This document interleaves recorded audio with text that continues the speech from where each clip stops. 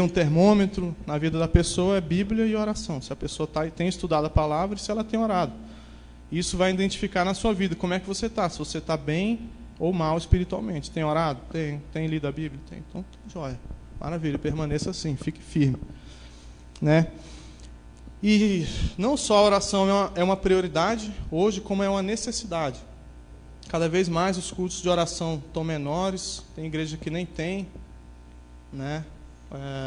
Às vezes o pessoal dá muita ênfase ao louvor, à palavra, e não tem oração. Às vezes vai fazer um culto de oração, vem pouca gente, né? Isso é um mau sinal, mas isso está acontecendo no Brasil inteiro. Então é uma necessidade a oração. E o que a gente faz na oração, basicamente? Quais são os elementos da oração? O que a gente faz na nossa oração? Conversa com Deus, fala como é que foi o dia, a gente pede algumas coisas, não é isso? Né? Pedido, agradecimento, intercessão. Não é isso a oração. A oração é muito simples. Nesse sentido, é conversar com Deus. A gente não precisa achar palavra complicada, né? Palavra difícil para se falar com Deus. Deus não está preocupado se o meu vocabulário, se a minha palavra, o jeito que eu falo é bonito ou não. Deus não quer saber disso. Deus quer saber se o que eu estou falando está vindo do meu coração. Né? Às vezes tem pessoas que fazem uma oração tão bonita, parece que é bonita, mas pode ser que por dentro não tenha nada. Ela está fazendo para mostrar para os outros. A oração verdadeira, ela parte do coração. Sai do nosso coração e ela atinge o trono de Deus. A oração que é bonita só para se mostrar, ela não passa do teto. Né? A pessoa recebe o que ela está querendo. Se é se mostrar, ela já recebeu o que ela pretendia. A Bíblia, eu entendo que, eu acho que todo mundo entende que tudo que a gente faz deve estar embasado na palavra de Deus. Todos os acontecimentos da nossa vida a gente procura, né? Poxa, o que aconteceu na Bíblia que parece com a minha vida? Né? Aquela catástrofe que aconteceu lá no Rio Grande do Sul, o que a Bíblia fala sobre aquilo? A corrupção, o que a Bíblia diz sobre isso? Né? A gente tenta trazer tudo à luz da palavra. E a nossa oração também não pode ser diferente. A gente deve orar de acordo com as Escrituras. Eu vou orar do jeito que a Escritura me ordena ou que ela me indica para me orar. Parâmetros de oração. Eu não vou falar o que eu quero. Não vou pedir qualquer coisa. Senhor, prospera. Será que tem oração dessa na Bíblia? Senhor, enriquece.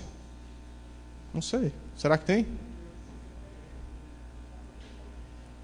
Tem ou não tem? Senhor, cura. Tem? Tem. Senhor, abençoa. Senhor, transforma, liberta. Tem. Então a gente deve trazer a nossa oração o mais próximo possível da palavra. A gente deve alinhar a nossa oração com o que a Bíblia fala. Todos os homens e mulheres da Bíblia, homens e mulheres de Deus, foram homens e mulheres de oração. Então a oração sempre fez parte do povo de Deus e sempre vai fazer até o último dia.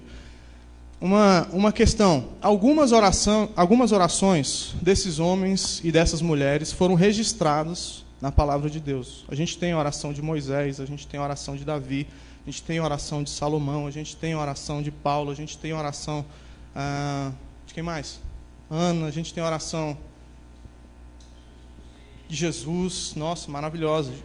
Oração de quem mais? De Pedro. E eu entendo que Deus escreveu, Deus indicou essas orações para que a gente também nos guiássemos através dessas orações que foram escritas. Elas foram escritas para a igreja, para a gente crescer também em oração.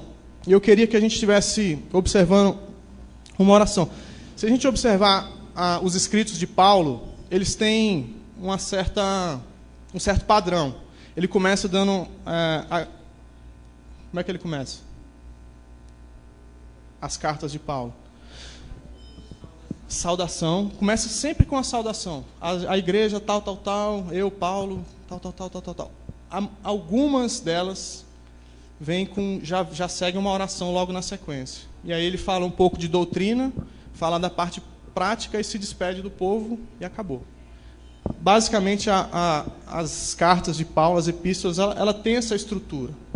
Uma carta tem um e-mail que você manda, um Facebook que você escreve, geralmente tem uma estrutura. e com Paulo não era diferente. E um dos elementos que sempre consta na oração de Paulo é gratidão. Isso indica para a gente já alguma coisa, né? Que a gente não vai a Deus só para pedir, a gente não vai a Deus só para resmungar, a gente vai para agradecer, né?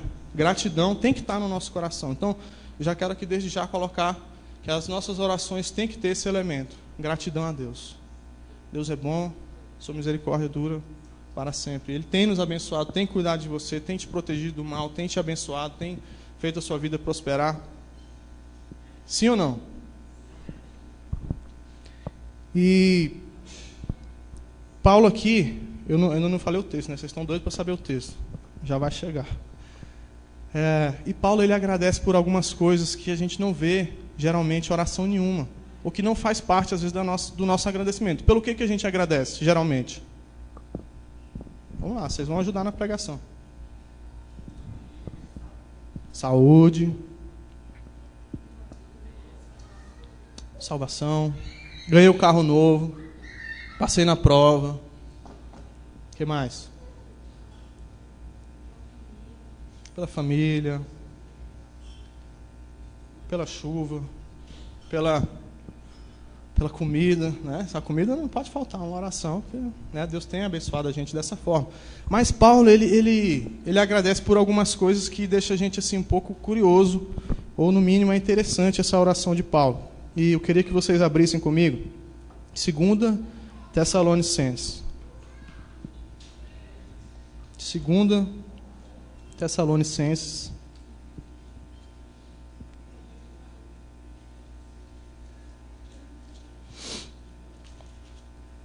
E essa carta segue aquela estrutura que a gente falou. Tem a saudação e logo vem uma oração e ação de graça. Eu queria ver com vocês essa parte. 2 Tessalonicenses, capítulo 1. Vamos ler do verso 3 até o verso 5. Daí já temos o texto adequado. Diz o seguinte... Todo mundo achou? Diz assim a palavra de Deus. A minha versão é NVI. Irmãos, devemos sempre dar graças a Deus por vocês. Isso é justo, porque a fé que vocês têm cresce cada vez mais. E muito aumenta o amor de todos vocês, uns pelos outros. Por esta causa, nos gloriamos em vocês, entre as igrejas de Deus, pela perseverança e fé demonstrada por vocês em todas as perseguições e tribulações que estão suportando. Elas dão prova do justo juízo de Deus e mostram o seu desejo de que vocês sejam considerados dignos do seu reino, pelo qual vocês também estão sofrendo. Vamos orar. Senhor, no nome do Teu Filho amado, ó Deus, que nós nos achegamos a Ti, Pai, pedindo a Tua bênção, ó Deus, que o Senhor venha derramar sobre nós mais do Senhor, Pai, que possamos ser abençoados, ó Deus, pela Tua palavra, pelo Teu Santo Espírito, ó Deus. Usa-nos para sermos sal e luz, ó Deus, onde quer que estivemos, ó Pai. Abençoa essa igreja, Deus, que o Senhor esteja protegendo, guardando, ó Deus, e que essa igreja cresça, Deus, espiritualmente em todas as áreas, Pai. No nome de Jesus. Amém. Então a gente vai ver aqui 3 qualidades dessa igreja. Eu quero ser bem direto, bem simples, bem rápido. 3 qualidades então dessa igreja. Paulo, ele está falando o seguinte: essa igreja aqui foi fundada por ele em uma sinagoga. Ele chegou lá e começou a pregar, e alguns judeus se converteram, e ele começou ali então o trabalho. E a igreja foi fundada, a igreja cresceu, e essa foi uma igreja que ele muito amou, e ele transparece isso nos escritos dele. Ele fala: olha, eu amo vocês, vocês são 10, por isso. E aqui, ele louva a Deus por, no mínimo, 3 qualidades dessa igreja. Ele está falando: olha, eu dou graças a Deus por causa disso, vocês estão bem nisso daqui, eu estou louvando a Deus por isso. Então, eu entendo que esses 3 pontos que Paulo está agradecendo aqui, tem que estar em todas as igrejas. Tem que estar em mim e em você. 3 qualidades dessa igreja aqui.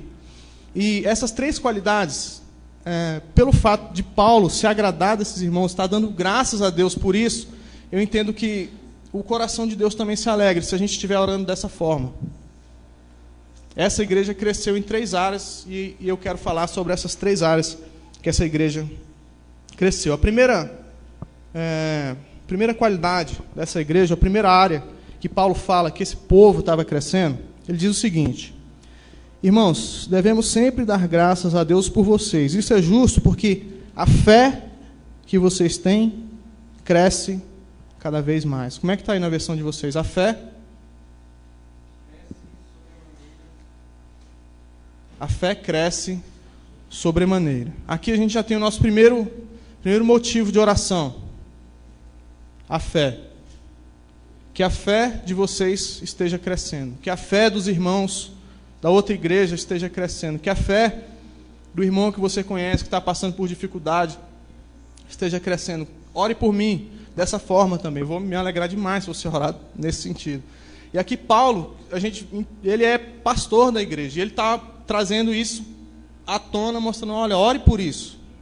Fé, que a fé cresça, que a nossa fé esteja crescendo. E o que é a fé? O que é que Paulo está falando aqui? Que tipo de fé? O que ele quer dizer com isso? Que a fé está crescendo. A fé, ela tem, no mínimo, 2 características. Às vezes fala assim, não, ele é o irmão da fé. O que está dizendo isso? Que ele também crê em Cristo. Ele tem fé em Jesus. Ele é nosso irmão na fé, né? Mas o que o texto está dizendo aqui, o que Paulo fala, não é esse tipo de fé. A fé, ela tem duas características. É como se fosse uma moeda, com 2 faces. A primeira face é confiança. Fé significa confiança. Você tem fé em Deus. Você tem orado pelo quê? Você confia que Deus vai fazer isso que você está orando? Confio. Isso é fé. O primeiro lado da moeda é isso. A fé significa confiança. A pessoa que tem fé, ela confia. Ela não tem desconfiança em relação a Deus, em relação ao que ela está pedindo. Ela crê que isso vai acontecer e, se ela tiver fé, vai acontecer. Deus deu essa fé para ela mesma orar, para Deus ser glorificado nessa oração que ela está fazendo. A sua fé está crescendo? A sua confiança em Deus tem crescido? O que Paulo está louvando a Deus, essa igreja, que é isso? Olha, a fé deles está crescendo, gente. Isso é maravilhoso. Ele agradece a Deus por isso. O coração de Paulo está se enchendo por causa disso. A fé está crescendo, a fé deles está crescendo. Isso encheu o coração de Paulo. Ele escreve e fala, olha, eu estou alegre demais, eu estou louvando a Deus porque a fé de vocês tem crescido. Esse é o primeiro lado da fé, confiança. A segunda face da moeda é fidelidade, compromisso. O seu compromisso com Deus tem crescido? A sua fidelidade ao Senhor tem crescido? Hoje você é mais fiel a Deus do que ontem, do que o ano passado? Você tem mais compromisso com Deus hoje do que há 2 anos atrás? Isso é crescer na fé. Eu confio em Deus e eu sou fiel a Deus. Uma característica de alguém que tem fé é ser fiel. Não é isso? Fé, fiel. Amor, amoroso. A pessoa tem fé, ela é fiel. Fidelidade a Deus. E Paulo, ele louva essa igreja, ele louva a Deus porque a fé desse povo estava crescendo. A fidelidade deles estava crescendo. Eu sou fiel a Deus. E eu faço essa pergunta para você. A sua fé tem crescido? Entenda a fé dessa forma. Uma moeda com 2 faces. Confiança e fidelidade. Confiança e fidelidade. Isso é fé. Pessoa que fala que tem fé, orou e aconteceu, mas não é fiel a Deus, tem alguma coisa de errado. A fé dela está bamba, né? Ela não tem fé em Deus. Ela não é fiel a Deus. Isso não é fé. Né? Tem gente, às vezes eu lembro claramente, a gente entrava no hospital lá de base para orar pelas pessoas. A gente começava a falar de Jesus. Não, eu tenho muita fé em Deus. Aí daqui a pouco ele já entrava com Nossa Senhora também. ter muita fé em Deus e Nossa Senhora. Não, isso não é... Tentando explicar para a pessoa que isso não é fé, isso não é a fé que a Bíblia fala, né? Sem ofender ela, sem atrapalhar o andar da conversa, né? Porque se você ofende a pessoa, acabou a conversa, ela não vai te ouvir mais nada. Você pode falar 1000 palavras. A sua fé tem crescido, sua confiança em Deus e a sua fidelidade a Deus. Crescimento na fé. Um exemplo. Existiam 2 plantadores de milho. Eu estou colocando aqui que é milho, mas pode ser qualquer coisa. E eles foram orar a Deus para pedir a chuva. Os 2 combinaram, vamos orar para Deus Deus mandar chuva? Vamos. O que aconteceu? Um foi lá e começou a cavar e começou a plantar. Falou, vou orar, já estou aqui plantando porque Deus... E o outro não plantou. Quem teve fé? O que plantou. O outro estava aquela fé, será que vai, será que não vai? Nem vou plantar porque, né, vai que Deus não faz. Isso não é fé, isso não é confiança. Ele estava desconfiado de que Deus não ia fazer. O outro não, tinha confiança. Eu confio que Deus vai mandar a chuva. Não é porque a minha oração é boa, não é porque a minha oração é forte, mas porque Deus é bom. Porque Deus é bom. Essa manhã, ontem de manhã, a gente está fazendo uma obra lá na igreja, lá no salão que a gente usa, que a igreja usa. E à frente estava um piso todo irregular e entrava muita sujeira por causa disso. Vamos cimentar? Vamos. Chamei o rapaz, membro lá, que está com a gente, estava desviado, está voltando agora. E bom de serviço, fez o serviço lá e começou. Tá. Né, o cimento vai, e aí o céu começou a ficar preto. E aquelas nuvens rodando, e a chuva caindo lá, e os pinguinhos caindo. E se chover, o cimento vai todo embora com a chuva. Não, mas não vai chover não, vamos orar.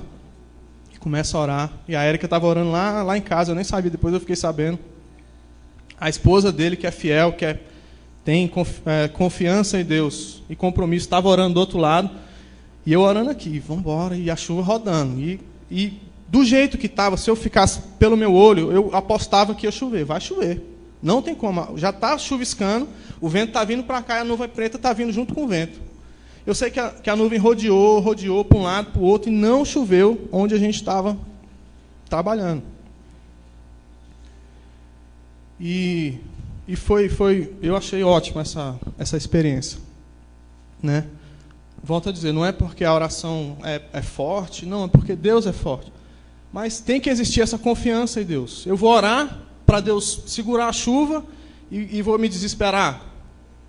Não, corre, compra a lona lá, porque... Não, mas eu estou orando, mas corre e compra a lona lá, porque... Aí a confiança está menor do que um grão de mostarda, né? Se tiver do tamanho do grão de mostarda, estava tranquilo. Mas para mim isso me edificou demais.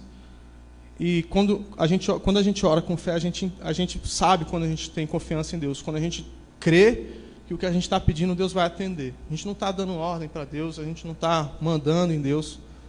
Mas Deus, Ele se agrada em cumprir a vontade dEle.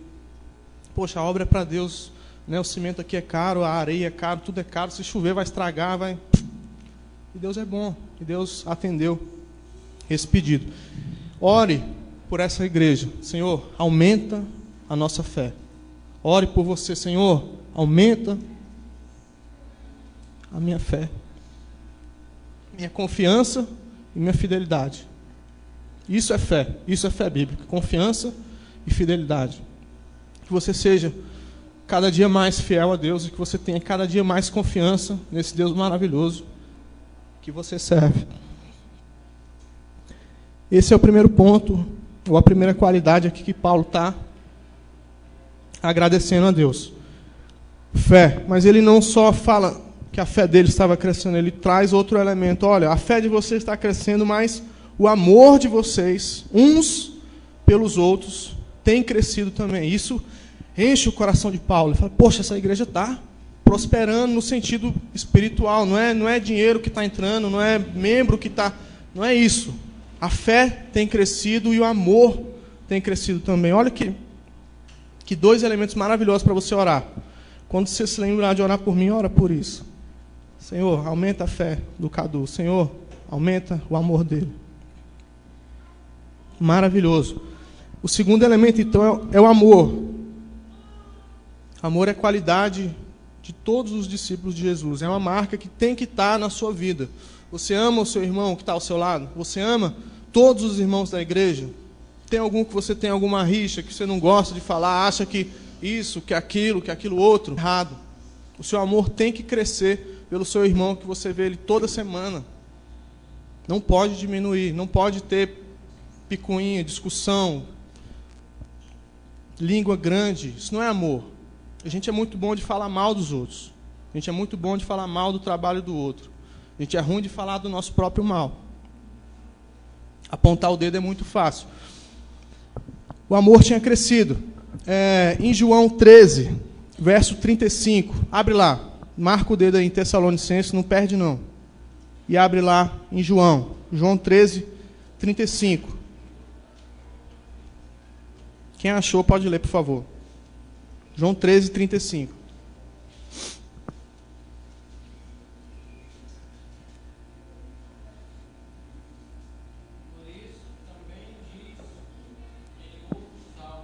João 13. Não me erra não, cara. Não me erra não.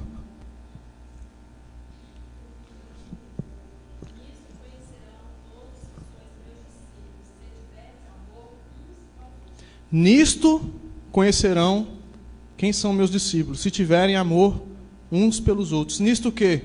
No amor. Se você tem amor uns pelos outros, você é discípulo de Jesus. Olha lá, um discípulo de Jesus. Por quê? Porque ele ama o irmão. Porque eles estão se amando. Isso tem que crescer na nossa vida. Isso não pode diminuir de maneira alguma. E às vezes o amor fica muito romântico, a gente nem sabe direito o que é amor. E Jesus fala, olha, é atitude. Vai, lava o pé do seu irmão, vai, serve ele, ama ele. Ajuda a necessidade dele. Vai lá, abraça, fala com ele, levanta ele. É estar junto, é conhecer. Um time de futebol pode ser um grupo unido. Pode ser que seja um grupo unido. Eu me lembro do Corinthians ganhando esse último campeonato aí dos... Qual foi? Mundial, nossa, hein? Mundial. Ganharam o Mundial. E, aparentemente, no time do Corinthians não tinha nenhuma estrela, não tinha ninguém que ficava... Não, o time é esse time aí, ó. Só que os caras estão juntos, ó. Se conhecem, ó. Estão juntos. Só que todos ali são jogadores, são bons jogadores. A igreja é um negócio muito doido. Não me entenda mal. A igreja é um lugar diferente. Quantos anos você tem? 25. Quantos anos você tem? 7.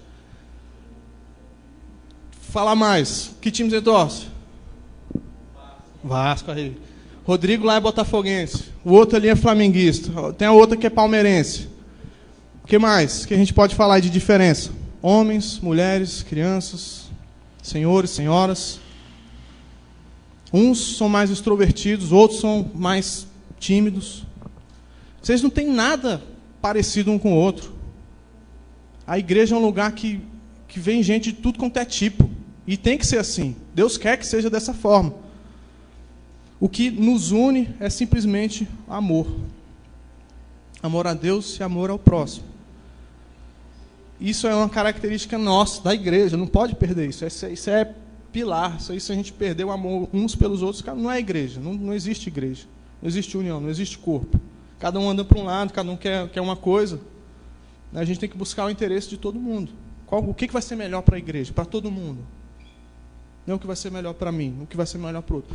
Sempre que a gente exalta um ponto ou outro, dá problema. Por exemplo, fulano toca melhor que ciclano. Vai dar problema.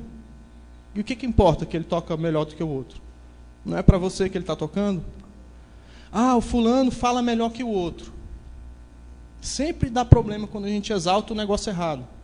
Poxa, agora fulano ama muito a Deus. Eu amo muito ele. Isso é maravilhoso. Isso vai juntar a gente. Agora, se ficar exaltando as diferenças, poxa, não, fulano não é chato. Mas tu também é chato. Não.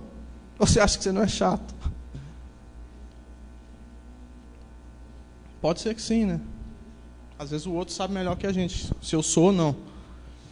Mas o que eu quero dizer é isso, que a gente tem que exaltar a única coisa que nos une, que é o amor a Cristo.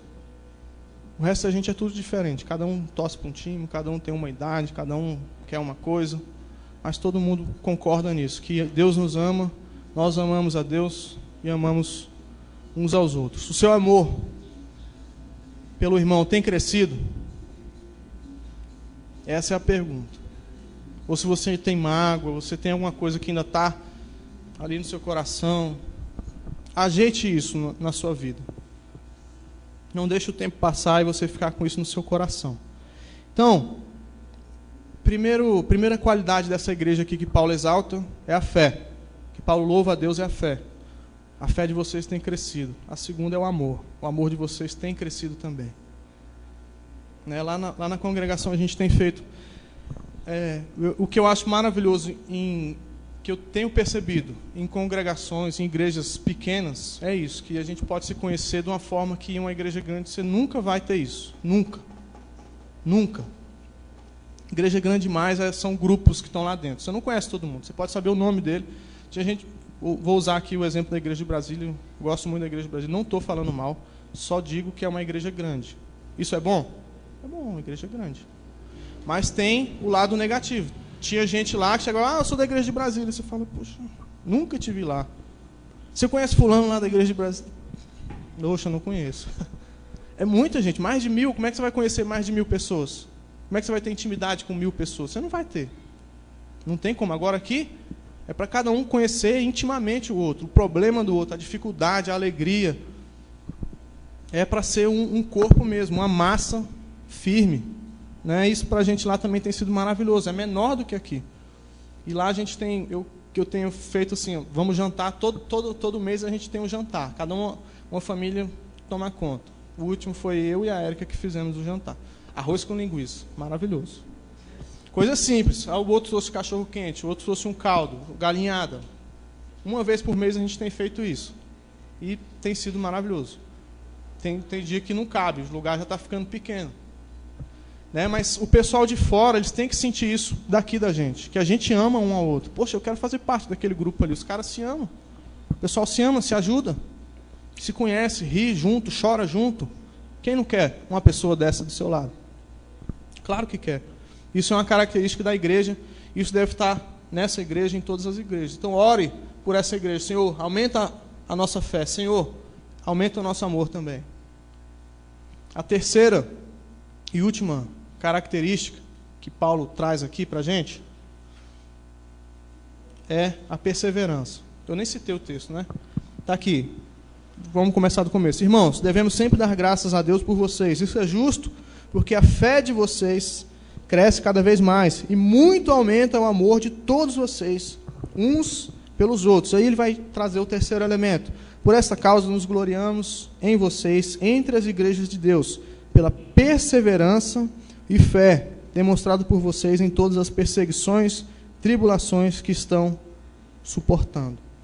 Suportar tribulação. Paulo fala, olha, a fé de vocês tem crescido, o amor de vocês está crescendo e a perseverança de vocês também tem crescido. Essa é a terceira qualidade dessa igreja aqui, que Paulo louva a Deus, que Paulo engrandece a Deus por causa disso. Perseverança. Por que a gente precisa de perseverança? O que é perseverança?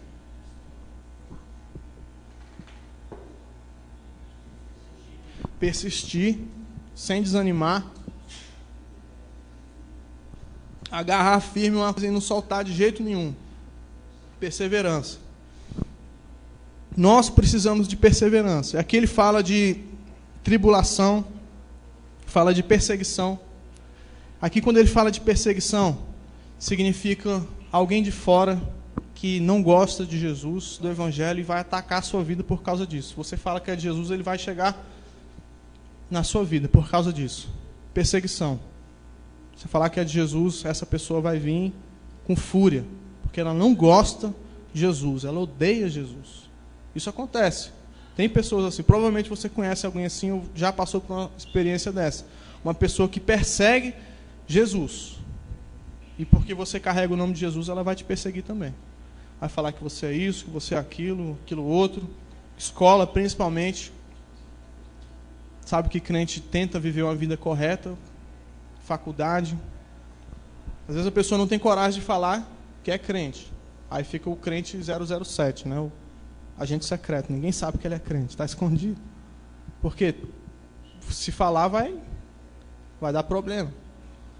Mas Paulo fala, olha, a perseverança tem crescido de vocês. Isso é maravilhoso. Vocês têm permanecido firmes, passando por provações, perseguições, tribulações. Perseguição, então, é isso. Alguém que não gosta de Jesus, alguém que veio de fora e te ataca. Tribulação. O que é uma tribulação? É o vento que bate. Às vezes o vento bate devagar, às vezes bate forte, às vezes é chuva, é deserto. Tribulação. Às vezes acontece. Minha irmã ficou doente. Puxa vida, perdi o emprego. Acontece. Trupiquei, bati o dedão lá no sofá, o dedinho, o mindinho. Nossa, essa é pequena, né? Logo passa. Mas tem uns que demoram mais. E a gente tem que perseverar, a gente tem que segurar firme, manter a nossa fé, manter o nosso amor.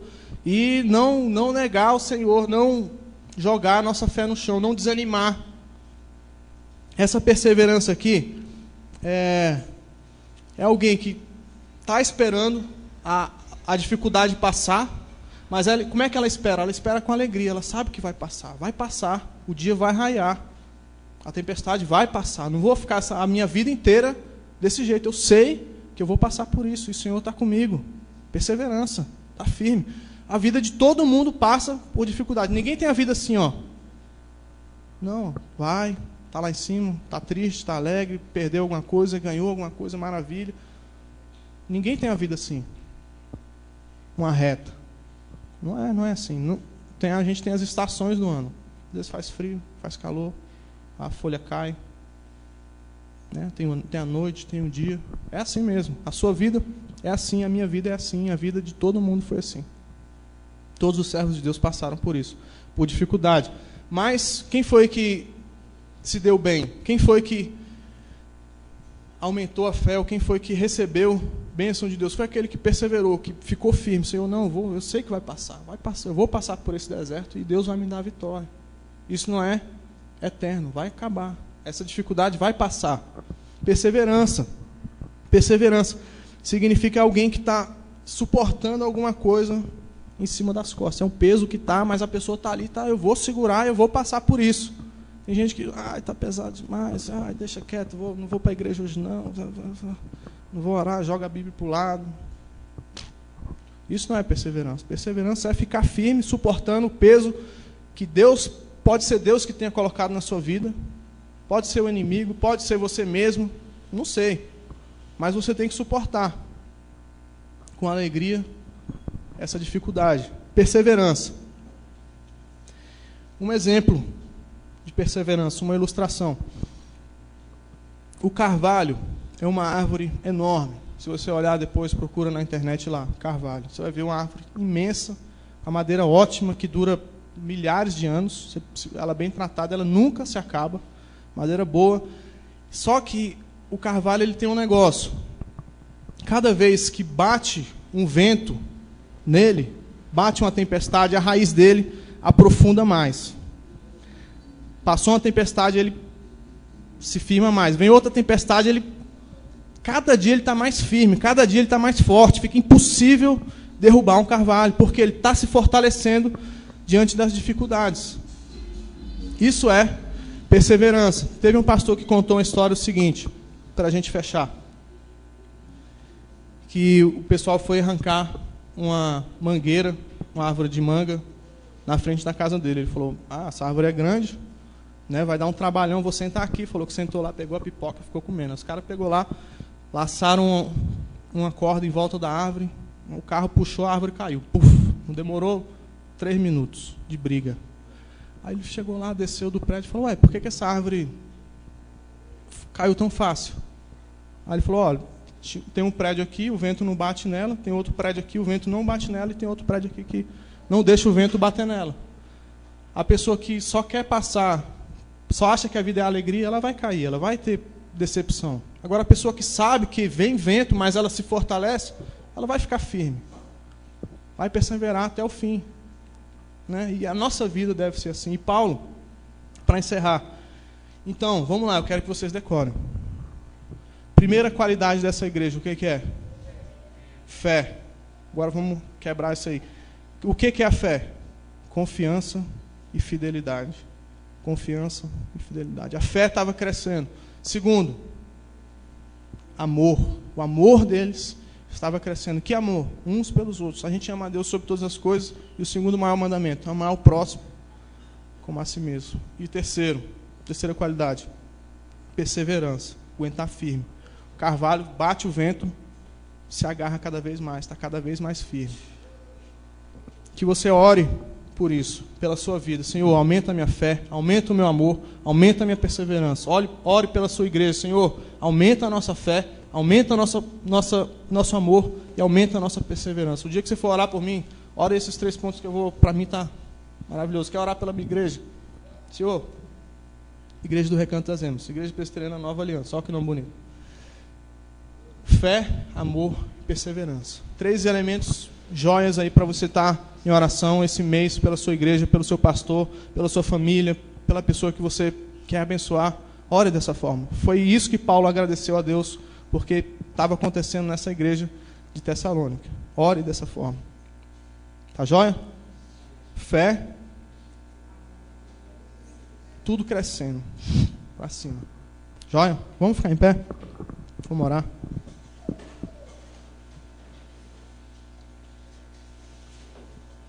Oremos. Senhor, muito obrigado, Deus, pela Tua palavra, Deus. Nós te agradecemos porque o Senhor levantou o Teu servo Paulo, ó Deus, para fundar essa igreja em Tessalonicense, ó Pai. E ele deixou escrito aqui para essa ação de graça, essa gratidão que ele tinha por essa igreja, Deus, louvando o Teu santo nome, Deus. Que o Senhor também conceda a essa igreja do Paranoá, Deus, Igreja Presbiteriana do Paranoá, Deus, que a fé de cada um aqui, Pai, seja crescente, ó Deus, esteja crescendo, ó Deus. Que o amor também, uns para com os outros, ó Deus, cresça sobremaneira, Deus.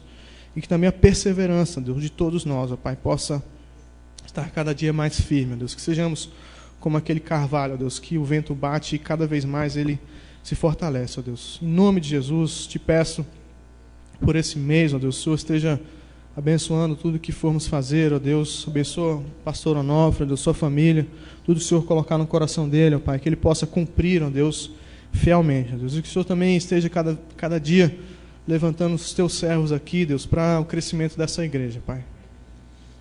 Abençoa também o acampamento que teremos, ó Deus, que é bênção do Senhor, que o Senhor possa também nos edificar ali, Deus, fazer com que cresçamos, ó Deus, na evangelização, Deus, que tenhamos uma vida que leva pessoas, ó Deus, ao Teu altar, Pai.